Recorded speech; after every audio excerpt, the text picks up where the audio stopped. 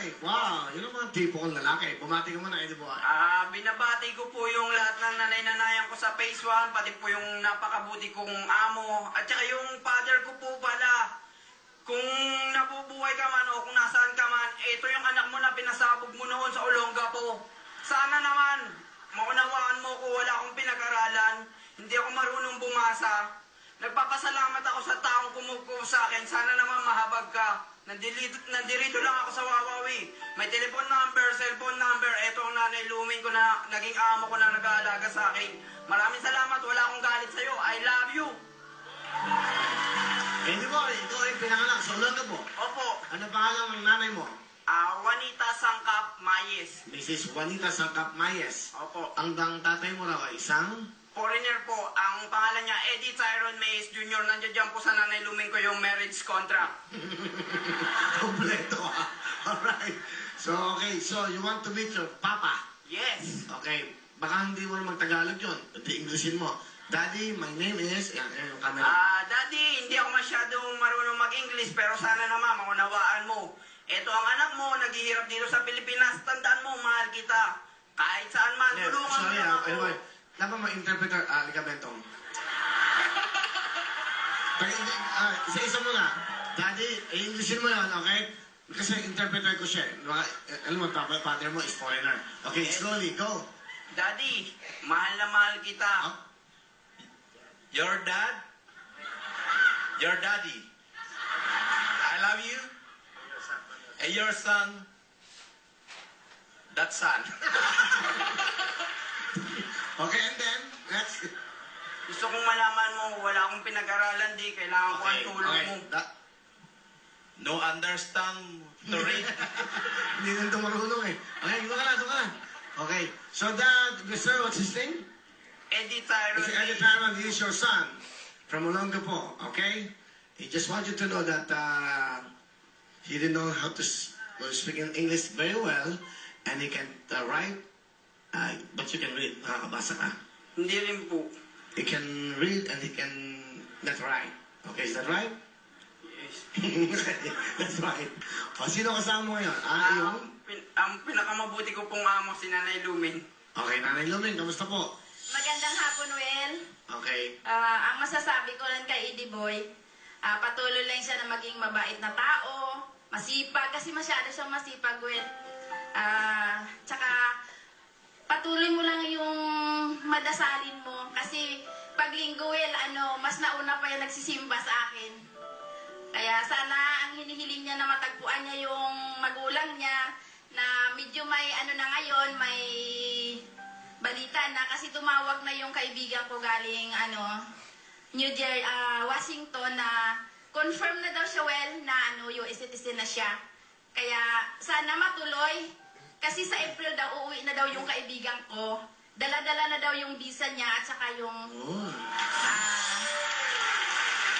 kaya kasi sabi ko hindi ako iiyak.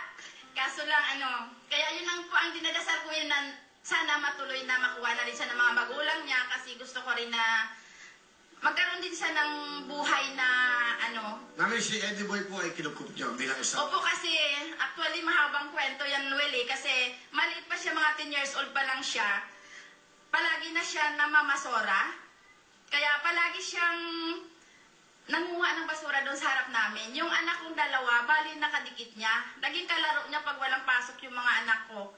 Kaya hanggang nalumaki siya, pag wala siyang mga anak ko, pag walang pasok, pagdating ko sa bahay galing sa trabaho, andyan na siya, nilalaro na siya ng mga anak ko. Sabi ko sa kasama ko sa bahay na isa, na pinsan ko, sabi ko, sige alagaan nyo lang siya, pakainin nyo siya kung wala siyang makain. Kasi namamasura ng alang siya. Hanggang lumaki siya, kahit umalis siya sa amin, babalik at babalik pa rin siya hanggang nagkaroon kami ng konting negosyo. Kinuha ko siya, naging isa siya sa mga kasama ko mula noong 2002 hanggang ngayon. Alright. Eddie Boy, anong gusto mo sabihin? Siya yung mahal na Nanay Lumen. Ama? Hindi ako mapagsalita ama sa kapatihan mo.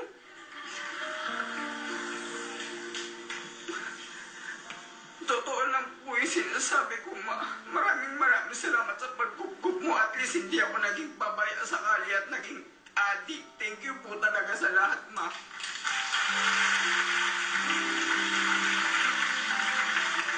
Sana matuloy, Eddie Boy, no? Dumating yung visa mo, no? Di ba? Gusto mo pumunta sa Amerika? Gusto mo ba doon na? Sa Mike. Opo. Okay, sana. Ha? Ang nanay mo, kilala mo? Patay na po si Mama, cancer of the breast. So ang father mo, sana makilala mo. Opo. Sige, wala ka bang pamilya? Nagkaroon po ng pamilya kaso wala naman pong stable job or lagi na ipapadala yung pera. Nasa probinsya po sila. Kailan ka? Opo. Ilan? Isa. Siya lang. Ano pa ang anak mo? Tyrone G. Kamusta yung anak mo? Anak, nandirito si Papa. Alam ko may pagkukulang ako sa iyo. Miss na kita.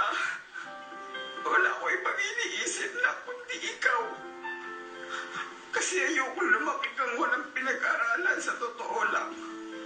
Kaya nagtitiis ako. Ni ultimo underwear ko na hindi ako makabili. Dahil pinapadala ko sa iyo yung pera. Love you. Okay. Sige po, good luck. Sige, ano ba? Kakanta ka para sa amin? Sasayaw ka lang? Ito po, si Eddie Boy. Panoodin po natin sa kanyang pagsayaw. Tanda, wala kang underwear. Eddie Boy, pasok. Eddie Boy!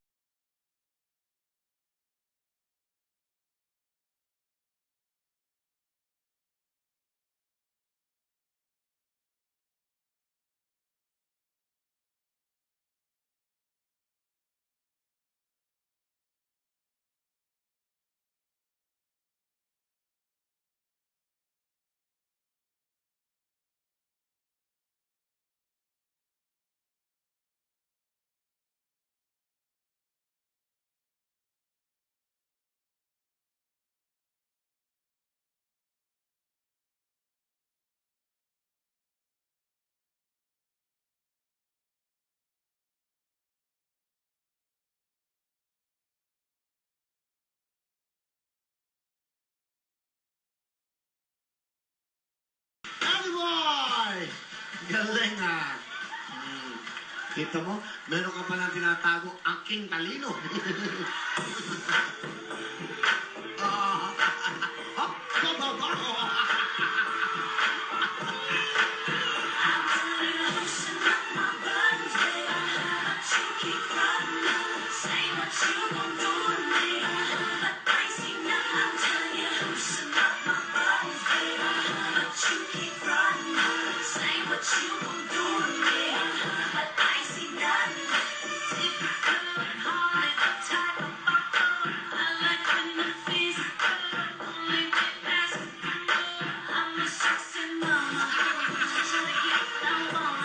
Ano galing siya? Okay, thank you, bro. Alright. Thank you. I'm confused. Naguluhan ako sa'yo. Ay. Okay. Okay na eh. Naluluhan ako. Yung kamay ah.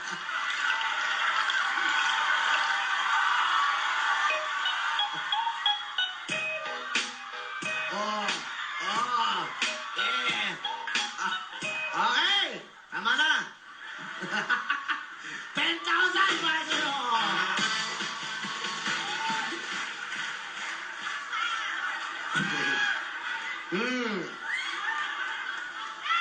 Kamay sa baba.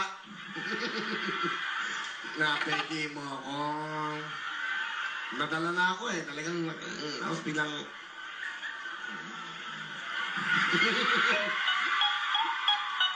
Wala.